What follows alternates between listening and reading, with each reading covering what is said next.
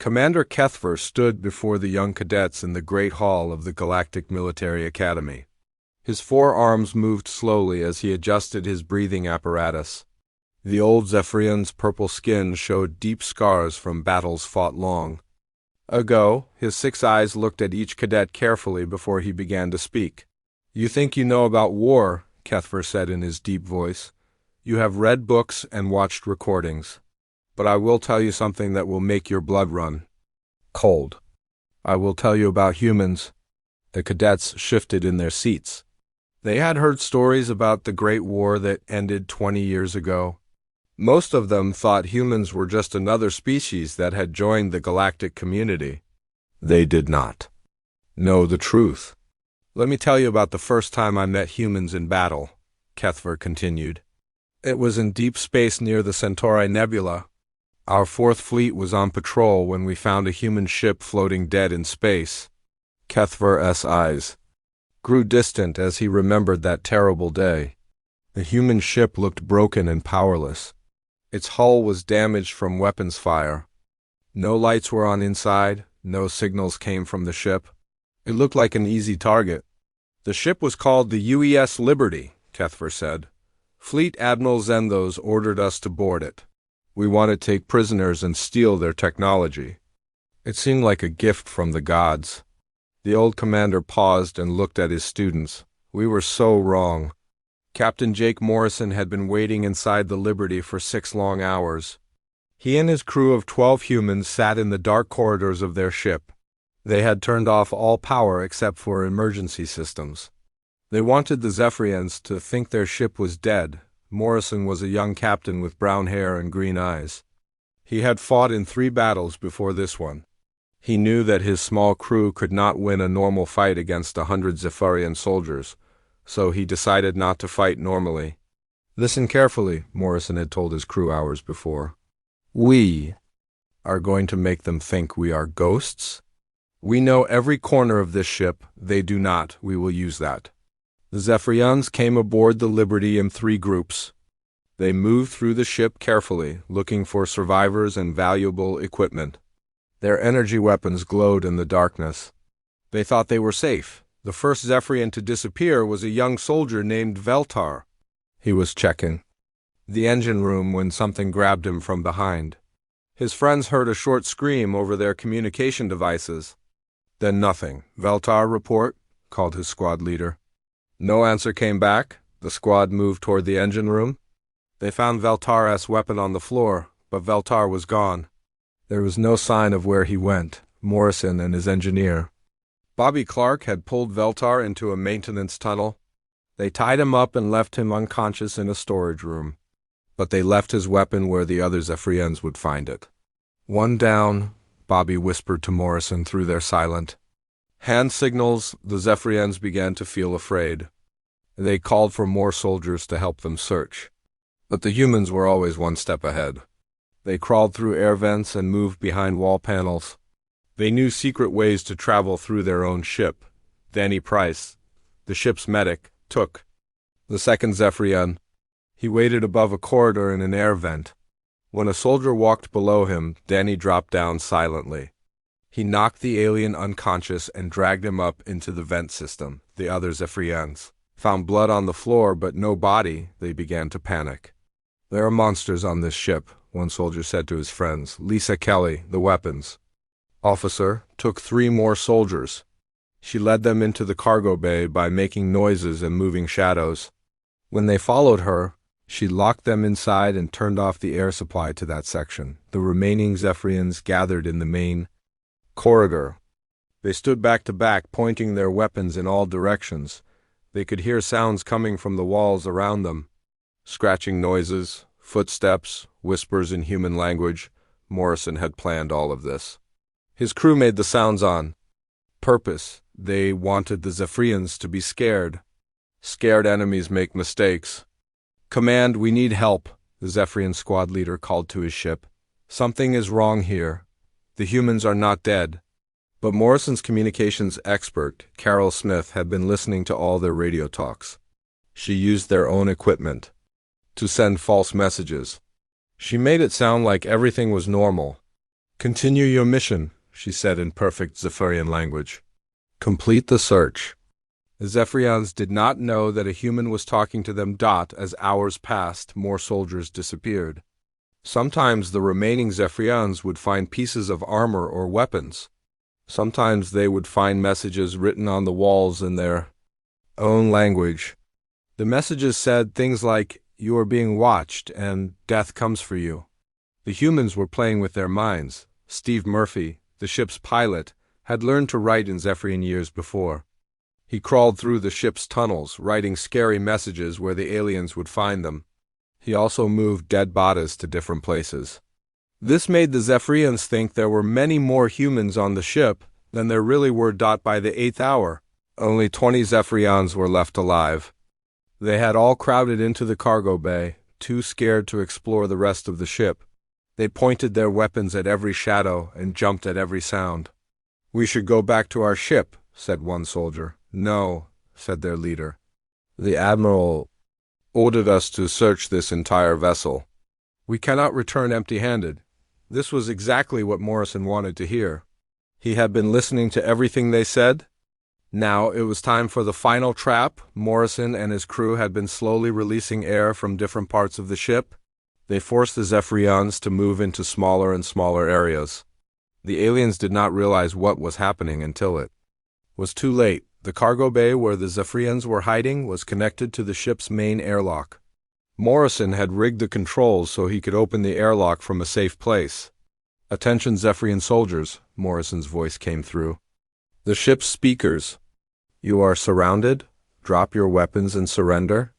The Zephyrians looked around wildly. They could not see any humans, but they knew they were being watched. "Show yourselves, cowards," shouted their leader. Morrison laughed. "We have been all around you for hours. We could have killed you at any time. But we wanted you to know fear first." At that moment, all the lights in the cargo bay turned on. The Zephyrians saw that they were standing on a platform above the ship's airlock. Below them was the cold darkness of space. "Choose," Morrison said, "surrender or float home." Most of the Zephyrians dropped their weapons. But their leader was too proud. He raised his energy rifle and fired at the speakers. Morrison pressed a button. The platform tilted, and 5 Zephyrians, including their leader, slid into the airlock. Morrison sealed them inside but did not open the outer door. He wanted prisoners, not corpses. The remaining 15 Zephyrians threw down their weapons and raised their hands. Morrison and his crew finally showed themselves.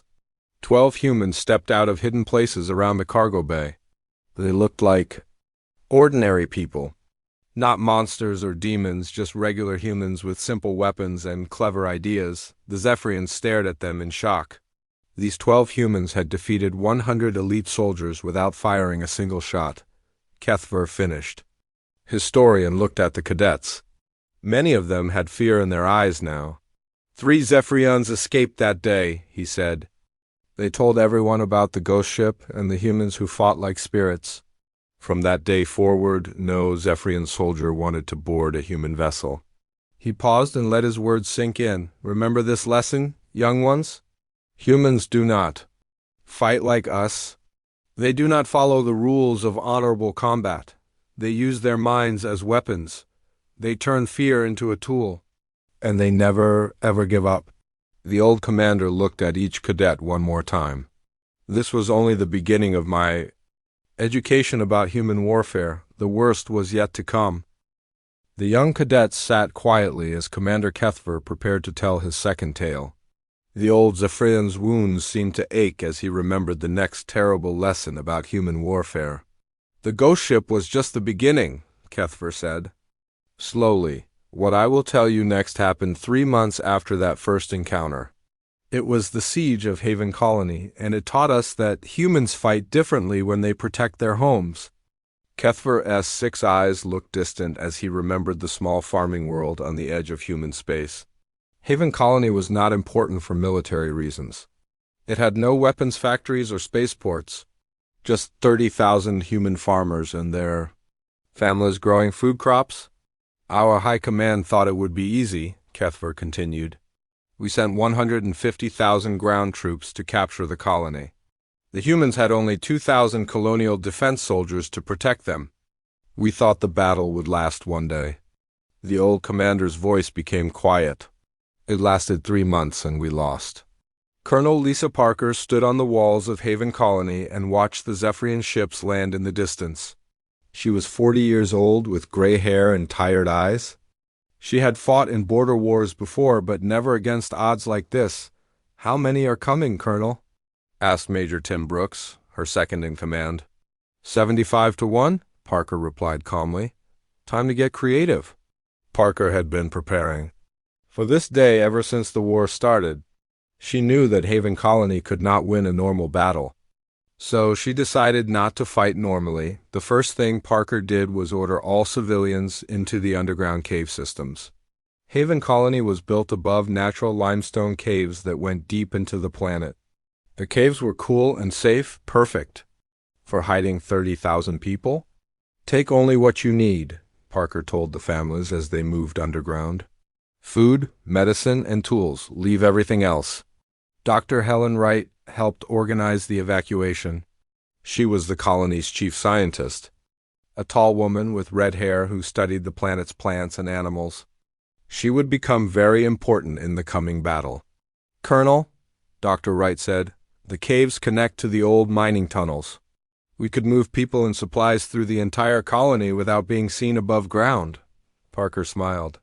This was exactly what she needed. Next, Parker ordered her soldiers to destroy everything valuable in the colony. They blew up the power station, the communication towers, and the food storage buildings.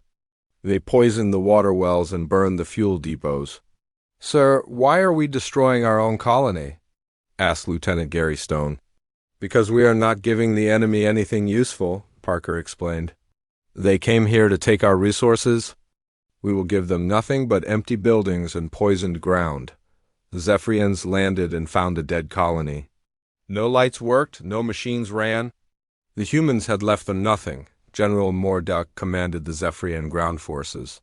He was a proud warrior who had conquered 12 worlds before Haven Colony. He expected the humans to surrender quickly when they saw his massive army. "Surround the colony," General Morduk ordered his troops.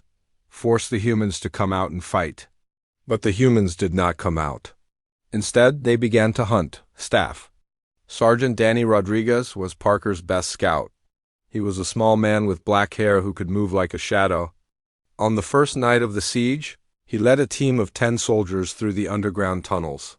They came up inside the Zephyrian camp after midnight. The aliens were sleeping in their tents, feeling safe with their large numbers. Rodriguez and his team moved silently between the tents. They cut communication wires, planted small bombs, and took weapons from sleeping soldiers. By morning, the Zephyrians had lost 50 soldiers and most of their radio equipment. They never saw who attacked them. "Ghosts again," whispered the Zephyrian. Soldiers, word of the ghost ship had spread through their army. Now they were seeing ghosts everywhere. General Morduk was angry.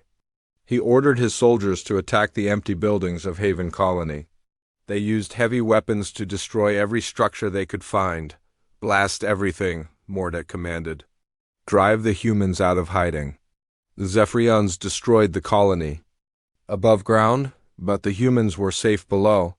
They watched through hidden cameras as their homes were demolished. It made them angry, and angry humans are dangerous humans. Parker had prepared for this too. Every building in the colony had been turned into a trap before the civilians evacuated. When the Zephyrians entered destroyed buildings to search for survivors, bombs exploded, walls collapsed.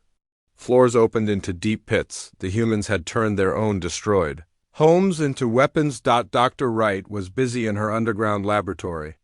She studied the Zephyrian soldiers through hidden cameras and noticed something important. The aliens had trouble breathing Haven Colony's air. The planet's atmosphere was slightly different from their homeworld. "Colonel," Dr. Wright reported, "I think I can make them very sick." She began working with local fungi and bacteria. Haven Colony's soil contained organisms that were harmless to humans but deadly to Zephyrians. Dr. Wright learned how to grow these organisms and spread them through the air and water. Within days, hundreds of Zephyrian soldiers became ill. They coughed blood, and could barely breathe. Their medics did not understand what was making them sick. "It is the planet itself," some soldiers whispered. "This world is cursed." While the enemy grew weak from disease, the humans grew stronger. The civilians were not just hiding in the caves. They were working. Martha Collins ran the underground workshops. She was an old woman who had been a factory manager before retiring to Haven Colony. Now she organized the civilians to make weapons and ammunition. "We can turn farming equipment into weapons," Martha told Colonel Parker. "Fertilizer makes good explosives. Metal tools can become bullets." Soon the caves were full of busy workshops. Children too young to fight helped by carrying supplies. Elderly people who could not hold weapons made ammunition. Everyone contributed to the war effort. The siege continued for weeks. The Zephyrians controlled the surface, but the humans owned everything below ground. Every night, human raiders would emerge from hidden tunnel entrances to attack enemy camps and supply lines. Captain Jeff Murphy led the night raids. He was a demolitions expert who taught the colonists how to make bombs from everyday materials. His teams would sneak out, plant explosives under enemy vehicles, and disappear before the Zephyrians knew they were there. "Hit them and run," Murphy taught his volunteers. "Never stay in one place long enough for them to find you." The psychological warfare was working. Zephyrian soldiers were afraid to sleep. They jumped at every sound and shot at shadows. Their morale was breaking down. General Mordek tried different tactics. He offered to let the humans leave the planet peacefully if they surrendered. Parker's answer came in the form of a massive explosion that destroyed his command post. "We are not leaving," Parker's message said. "This is our home. You are not welcome here." The Zephyrians tried to poison the underground water supply, but the humans had prepared for this too. They had sealed the cave systems and brought in their own water purification equipment. The aliens tried to pump poisonous gas into the tunnels, but the humans had built air filtration systems throughout the cave network. Every move the Zephyrians made, the humans had already planned for. By the second month, General Mordek's army was falling apart. Disease had made half his soldiers too sick to fight. The night raids were destroying his equipment faster than supply ships could replace it. His troops were scared and angry. "We should leave this cursed world," some of his officers suggested. "No," Mordek replied. "We cannot be defeated by farmers and miners," but they were being defeated. The humans had turned their disadvantages into strengths. They used their knowledge of the planet against the invaders. They used their small numbers to move secretly while the large Zephyrian army was too big to hide. The end came suddenly. Colonel Parker had been planning a final surprise for weeks.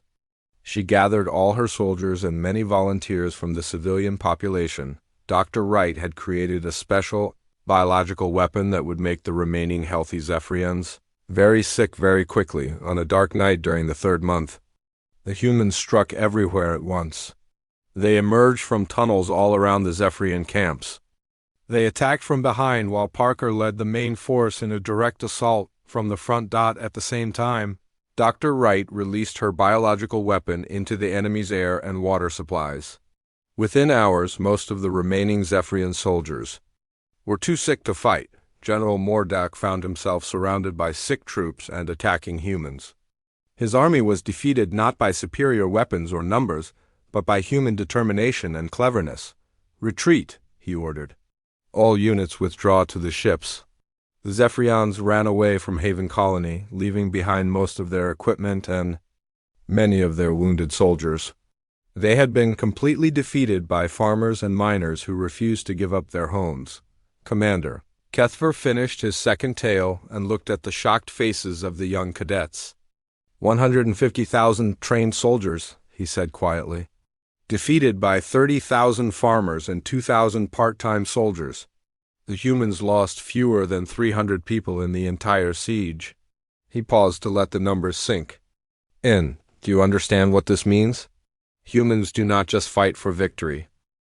Commander Kepler shifted his weight as he prepared to tell the third tale. His breathing became heavier as he remembered the day his people learned that humans could be invisible hunters in plain sight. The third lesson came 1 year into the war, Kepler began.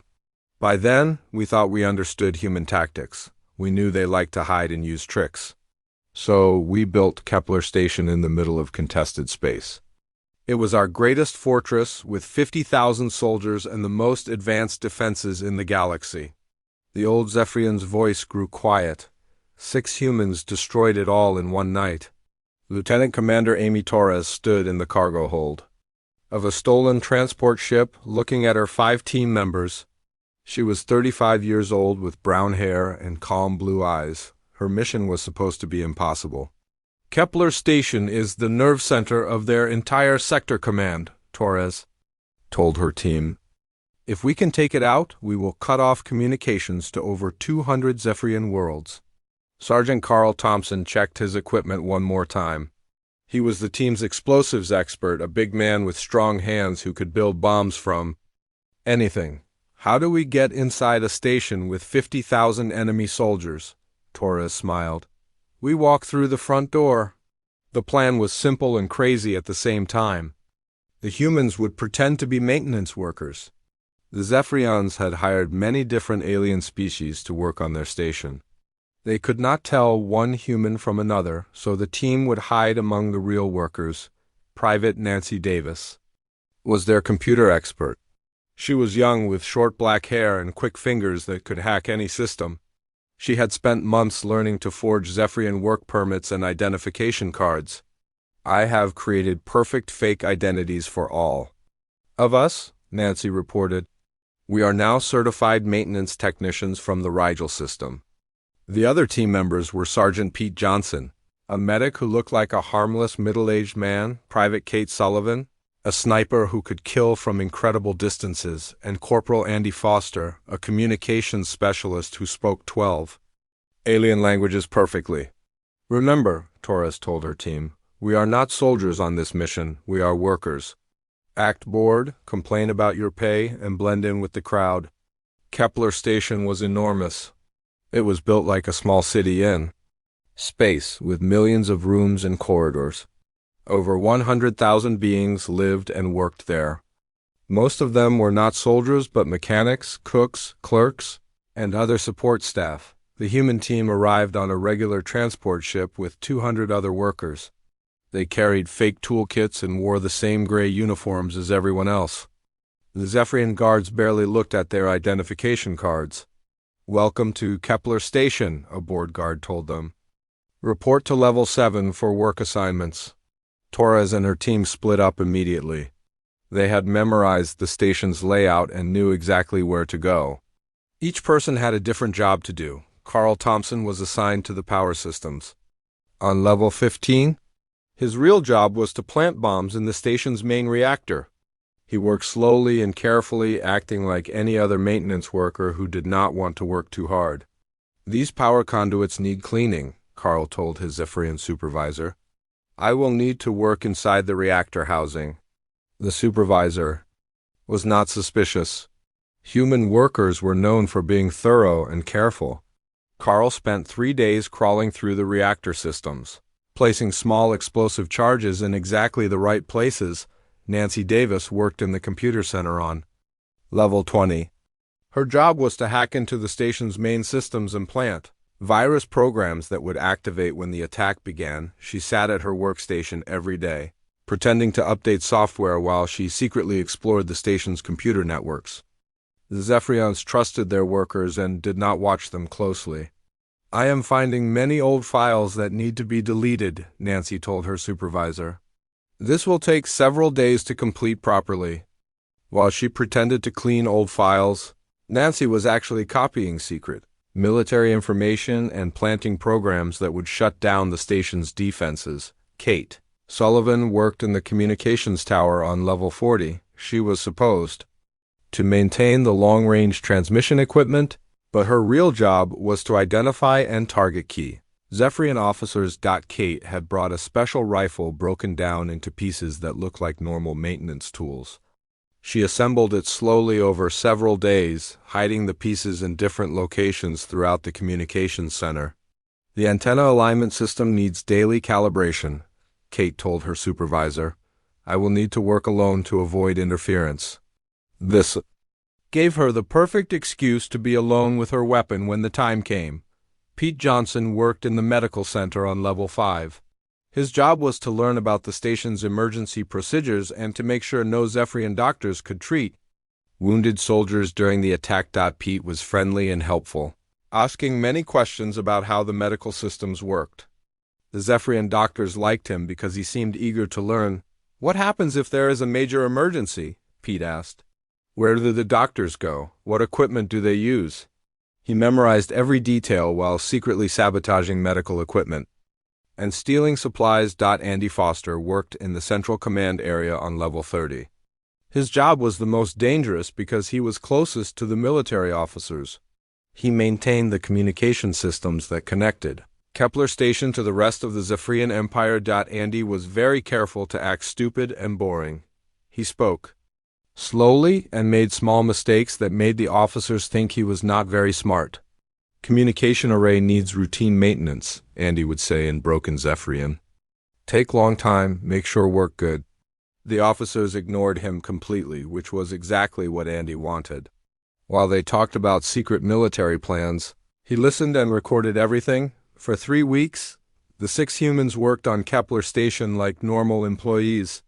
They ate in the cafeterias, slept in the worker dormitories, and complained about their jobs, just like everyone else, but they were also preparing for the most important night of the war. Torres had learned that the Zephyrians would be celebrating the Emperor's hatching day in 2 days. It was their most important holiday, and even the soldiers would be drinking and celebrating. Security would be relaxed, and many officers would be drunk. This is our chance, Torres told her team during a secret meeting in a storage room. We hit them when they are not expecting it. The plan was complex but simple. At exactly midnight on the holiday, each team member would complete their part of the mission at the same time. Carl would explode the main reactor, cutting power to the entire station. Nancy would activate her virus programs, shutting down all computer systems. Kate would start shooting key officers from her position in the communications tower. Pete would make sure the medical systems could not help the wounded. Andy would broadcast false messages to create confusion throughout the Zephyrian fleet. On the night of the Emperor's hatching day, Kepler Station was full of celebrating Zephyrians. Music played in the corridors. Soldiers drank fermented beverages and sang traditional songs. Officers gathered in the command center for a special ceremony. The humans worked their normal shifts as if nothing was different. But each of them was counting down the minutes until midnight. At 11:45 p.m., Torres made her way to the docking bay where she had hidden a small escape ship. Her team would have exactly 15 minutes to complete their missions and meet her there. At 11:55 p.m., each team member moved to their final positions. At exactly midnight, Kepler Station died. Carl's bombs exploded throughout the reactor system. The massive station went completely dark in an instant. Emergency power systems tried to activate, but Carl had sabotaged those too. Nancy's virus programs activated at the same moment. Every computer on the station crashed. Navigation systems failed. Communication arrays went offline. Door locks stopped working. Life support systems began shutting down. Kate began shooting from her position in the communications tower. She had memorized the locations of 30 key officers. In the darkness and confusion, her first 20 shots found their targets. Pete's sabotaged medical equipment failed when the doctors tried to use it. Surgical instruments broke. Medicine dispensers gave wrong doses. Diagnostic machines showed false information. Andy began broadcasting on all communication channels. He sent false retreat orders to Zephyrian ships throughout the sector. He reported imaginary human fleets attacking other stations. He created so much confusion that no one knew what was really happening. The Zephyrians stumbled through dark corridors, trying to understand what was happening. Their most secure fortress had been destroyed from the inside in minutes. "We are under attack," some shouted. "The humans have invaded," others cried, but they could not find any attacking humans. The 6 team members moved through the chaos like ghosts, heading for the docking bay while everyone else panicked. Torres reached the escape ship first. One by one, her team members arrived. Carl came running with burns on his arms from the reactor explosion. Nancy carried a bag full of stolen computer data. Kate brought her rifle and a list of confirmed kills. Pete had a medical kit full of Zephyrian medicine that would help human soldiers. Andy carried communication codes that would let humans intercept. Enemy messages for months? Everyone here? Torres asked as alarms blared throughout the dying station. Commander Kepler's 6 eyes grew dim as he prepared to tell his most personal story. His forearms trembled slightly as he remembered the day his own arrogance led to the greatest military disaster in Zephyrian history. "The fourth tale is my own Shane," Kepler said quietly. "I commanded the Grand Fleet at Titan's Gate, 200 of our finest warships against 30 human vessels. I was certain of victory. I was a fool." The cadets leaned forward, understanding that they were about to hear about their teacher's greatest defeat. The humans were led by Admiral Ryan Scott, Kepler continued. His reputation was already legendary. By then, he had won 12 impossible battles before we met. But I thought numbers would be enough. I was wrong about everything. Admiral Ryan Scott stood on the bridge of his flagship, the UES Valiant, and watched the massive Zephyrian fleet approach Titan's Gate. He was 50 years old, with gray hair and tired eyes that had seen too much war. His 30 ships looked tiny compared to the enemy force.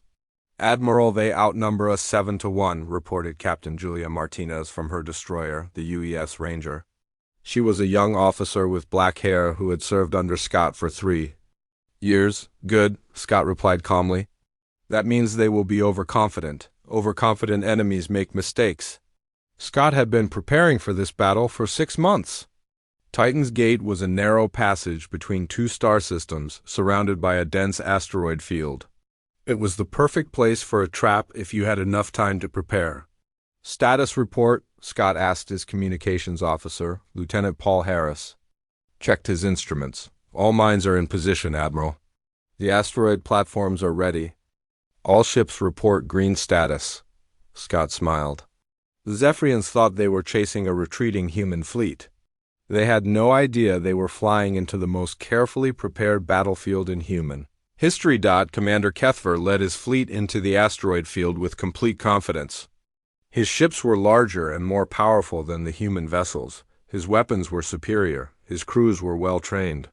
Victory seemed certain. "Maintain formation," Kepler ordered his captains. "Do not let the humans escape this time." The Zephyrian fleet spread out into a wide hunting formation as they entered the asteroid field. They wanted to surround the human ships and prevent them from running away again. This was exactly what Scott wanted them to do. "Phase 1 complete," reported Commander Alex Chun from his cruiser, the UES Defiant. Chun was Scott's electronic warfare specialist, a quiet man who could make enemy sensors see whatever he wanted them to see. For months, Chun had been hiding equipment throughout the asteroid field. Sensor jammers, false signal generators, and communication scramblers were attached to hundreds of asteroids. When activated, they would make the Zephyrian fleet blind and deaf. "Begin Phase 2, Scott ordered. Captain Martinez led the first wave of attacks. Her destroyer and 5 other small ships appeared from behind large asteroids and launched torpedo strikes. Against the outer edge of the Zephyrian formation, the attacks were quick and precise. The human ships would appear, fire their weapons, and disappear back into the asteroid field before the Zephyrians could respond. "Cowards," Kepler muttered as he watched the hit-and-run attacks on his sensors. "They are afraid to fight us directly." He ordered his fleet to chase the attacking human ships deeper into the asteroid field. His massive battleships moved between the floating rocks, trying to corner the smaller human vessels, but the asteroids were not just hiding places. Scott had spent months turning them into weapons. Captain Rick Barnes commanded one of the hidden human bases built inside a large asteroid. He was an engineer who had worked for weeks, hollowing out rocks and installing weapon systems. "Target acquired," Barnes reported as a Zephyrian cruiser passed close to his position. Firing. Hidden weapon platforms throughout the asteroid field began shooting. Laser cannons and missile launchers that had been carefully concealed opened fire on the scattered Zephyrian ships. The enemy fleet suddenly found themselves being attacked from all directions by weapons they could not see. Their sensors showed asteroids, but the asteroids were shooting at them. What is happening? Kepler demanded as his ships began taking damage from invisible enemies. Unknown weapons platforms throughout the field, his sensor officer reported. They appear to be built into the asteroids themselves. Kepler realized he had been tricked, but he still believed his superior numbers would win the battle. He ordered his ships to destroy every asteroid they could see. Blast everything, he commanded. Leave nothing but space dust. The Zephyrian fleet began firing their main weapons at the asteroids around them. Massive explosions lit up the field as rocks were vaporized by energy beams. But some of those rocks contained surprises. Chief Engineer Lavra Kent had spent months preparing the largest asteroids in the field. She was a demolitions expert who understood that sometimes the best weapon is the one your enemy helps you use. Several large asteroids had been hollowed out and filled with nuclear warheads. When the Zephyrians destroyed them with their heavy weapons, the explosions were much bigger than expected. Nuclear detonations throughout the field, reported Kepler's tactical officer. Multiple ships damaged or destroyed? The first nuclear explosion caught 12 Zephyrian ships in its blast radius. The shockwave damaged many more vessels and disrupted their formation completely, but the real trap was still waiting. Commander Chun activated his electronic warfare systems at the moment of maximum confusion. Sensor jammers throughout the asteroid field began working, making it impossible for the Zephyrian ships to see clearly. False signal generators created phantom ships on enemy sensors. Communication scramblers prevented Zephyrian captains from talking to each other. Navigation systems began showing wrong information. I cannot see anything, Kepler's sensor officer reported. Our instruments are showing conflicting data. The Zephyrian fleet was now flying blind through an asteroid field full of hidden enemies and nuclear mines. Their superior numbers meant nothing if they could not coordinate their attacks. Admiral Scott chose this moment to spring his final trap. All ships attack pattern Omega, Scott ordered on a secure channel that the Zephyrians could not intercept. 30. Human warships emerged from hiding places throughout the asteroid field. They had been waiting motionless for hours, powered down and invisible to enemy sensors. Captain Sandra Blake led 6 destroyers in a coordinated strike against the Zephyrian command ship. Her vessels moved like a pack of wolves, attacking from multiple angles at once. Captain Tony Miller brought his cruiser squadron up from below the enemy formation, targeting their engines and weapon systems with surgical precision. The human ships moved with perfect coordination while the Zephyrian fleet floundered in confusion. Every human captain knew exactly where to go and what to do. Every attack was planned and rehearsed. The Zephyrians were fighting blind while the humans could see everything. Enemy ships appearing everywhere, Kepler's tactical officer shouted. I count at least 50 human vessels. But there were still only 30 human ships.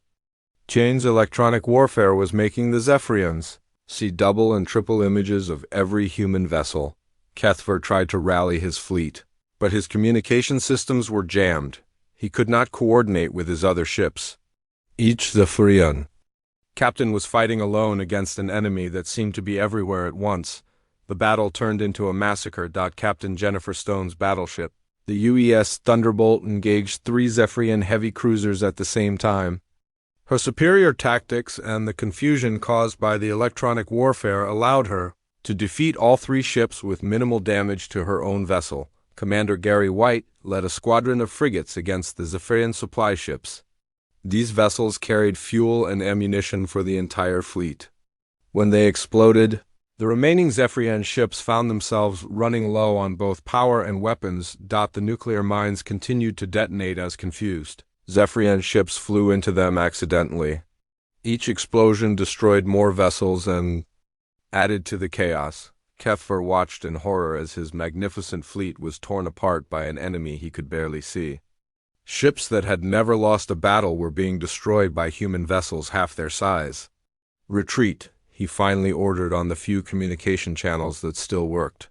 All ships withdraw immediately, but retreat was almost impossible. The asteroid field had become a maze of debris, explosions, and hidden enemies. Many Zephyrian ships became lost trying to find their way out.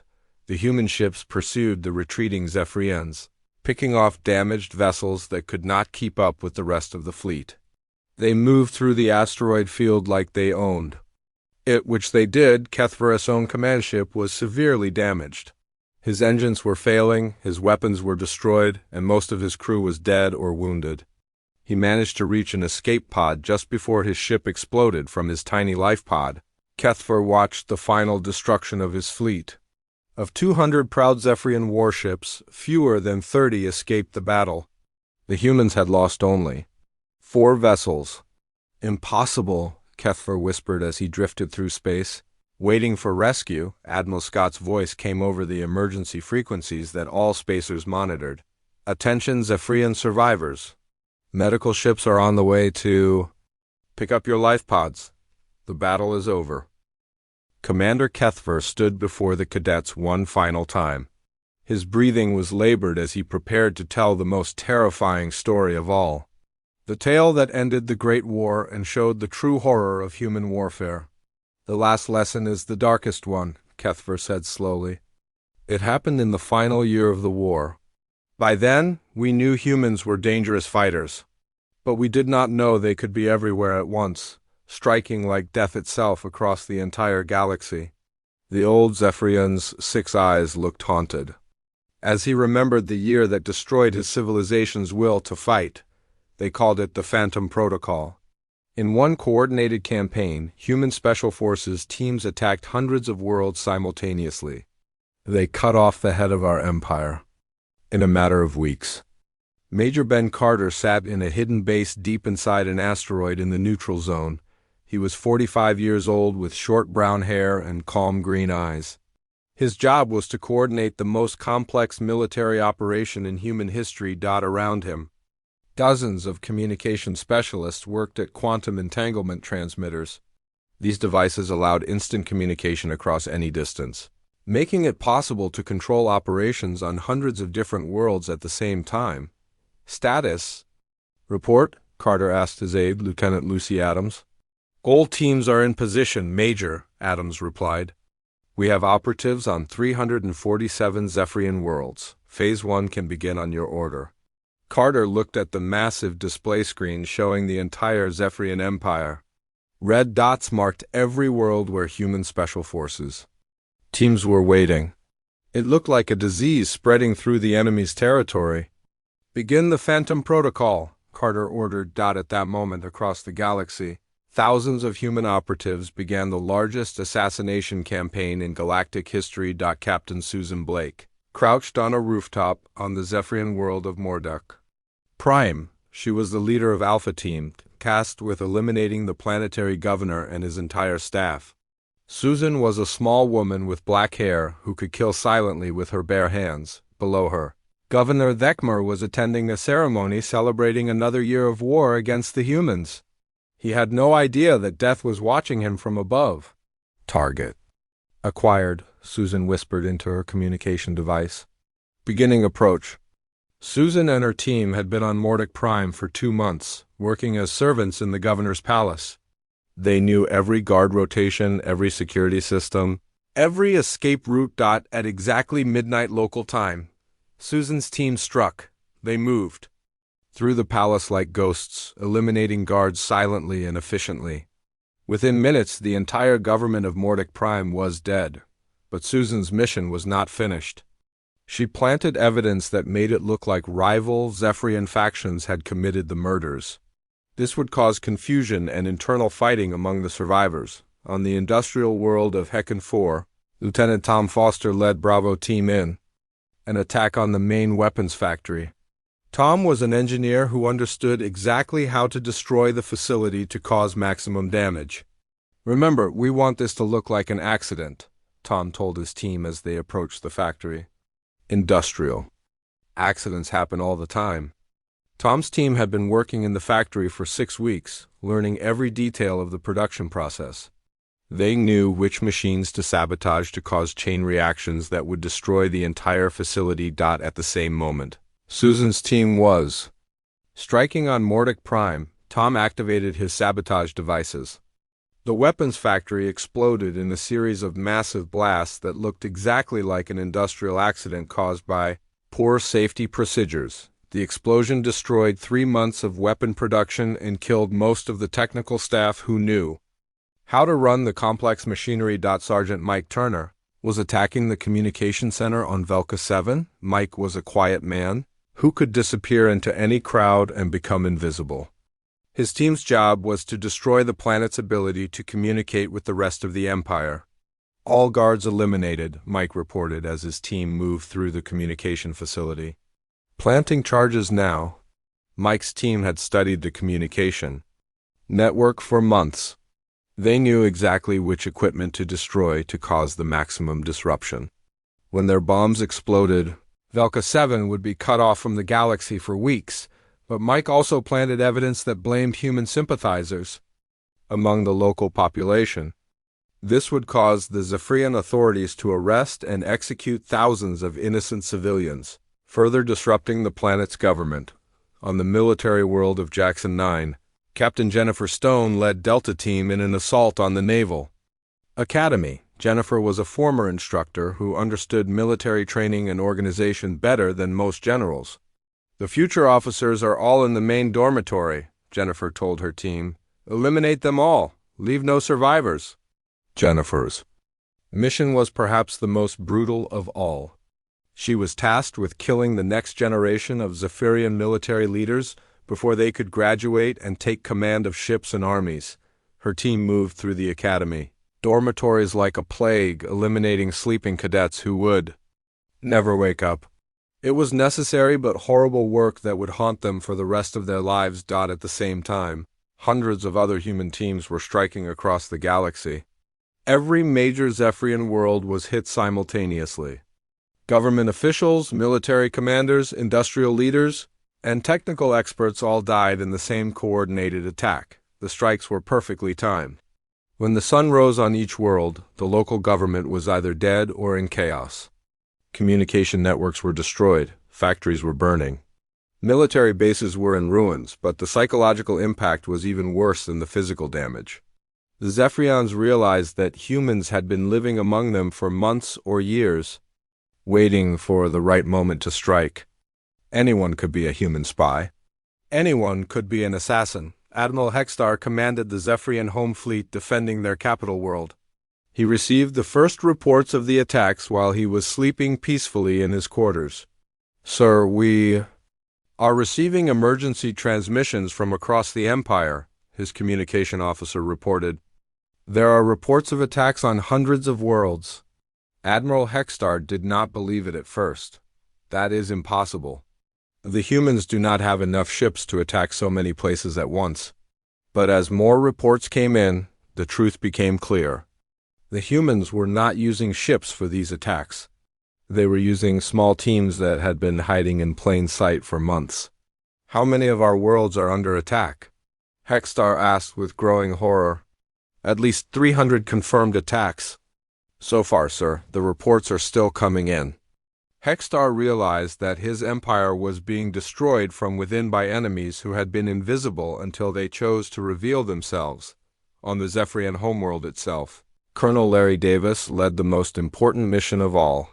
His team's target was the High Command building where the Empire's war leaders were meeting in emergency session. Larry was a veteran of 20 covert operations.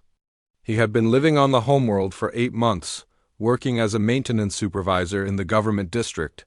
His team included some of the most skilled assassins in human space. "Security is in chaos," Larry reported to Major Carter through his quantum communicator. "The High Command is meeting to discuss the attacks. All targets will be in one location." This was exactly what the humans had hoped for. The Zephyrian leaders would gather together to coordinate their response to the crisis, making them easy targets for one final strike. Larry's team entered the High Command building through maintenance tunnels. they had mapped months earlier. They moved through the structure like they belonged there. Because they had been working there for months, the Zephyrian High Command was meeting in their most secure conference room, trying to understand how their empire was being destroyed so quickly. They never saw the humans coming. Larry's team burst into the conference room during the middle of the emergency meeting. They eliminated every member of the High Command in less than 30 seconds. The entire leadership of the Zephyrian Empire died in one room, but the mission was not over. Larry planted evidence that blamed different factions within the Zephyrian government for the assassination. This would cause civil war among the survivors as they fought over who was responsible. Within 24 hours of the beginning of the Phantom Protocol, the Zephyrian Empire was headless and dying. Every major world had lost its government. Every military command structure was broken. Every communication network was destroyed or compromised. The humans had not conquered the Empire. They had simply removed everyone who knew how to run it. Major Carter watched the reports coming in from across the galaxy. The operation was succeeding beyond his wildest expectations. Final report, Major, Lieutenant Adams announced. 347 worlds successfully struck. All primary targets eliminated. Estimated enemy leadership casualties exceed 90%. Carter nodded grimly. Begin Phase 2. All teams withdraw to extraction points. The human operatives began disappearing as quickly as they had revealed themselves. They melted back into crowds, abandoned their false identities, and made their way to hidden extraction points where rescue ships were waiting. Within a week, almost all the human teams had escaped from Zephyrian space. They left behind an empire. In complete chaos, unable to coordinate any response to the attacks,